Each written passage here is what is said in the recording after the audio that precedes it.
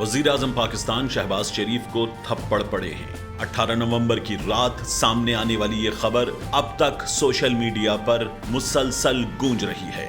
थप्पड़ की ये गूंज थमने का नाम नहीं ले रही। सोशल मीडिया सार्फिन इस सिलसिले में मीम्स भी बना रहे हैं और शहबाज शरीफ और नून लीग का अब तक मजाक उड़ाया जा रहा है। बाज सार्फिन का कहना है कि वजीर आजम हाउस में शहबाज शरीफ को थप्पड़ पड़े हैं और ये डिग्गी में बैठकर जाने का नतीजा है। कुछ लोगों ने कहा है कि जब नौकर मालिकान के साथ बहस करेगा तो थप्पड़ तो पड़ेगा ही। यही नहीं, सोशल मीडिया पर मियां नवाज शरीफ को लाहौर में उलूमे दीनी की एक दर्जगाह में पड़ने वाला जूता भी एक बार फिर सोशल मीडिया पर नुमायां जगह पा रहा है और इसके साथ साथ शहबाज शरीफ को थप्पड़ पड़ने की गूंज अब तक जारी है।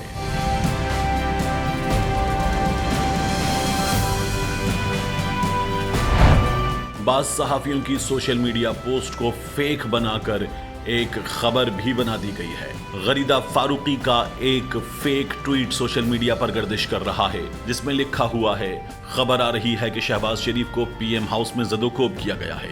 ये किसी जर्नैल का मुल्क है क्या? एक बुढ़े शख्स को ज़दोकोब करना कहाँ की अक्लमंदी है? आर्मी चीफ जो भी लगाना हो, लेकिन उसके लिए वजीर आजम को बेइज्जत करने का इख्तियार किस आईन में है? जवाब चाहिए मुझे। ये ट्वीट फेक है और गरीदा फारूकी की टाइमलाइन पर मौजूद नहीं।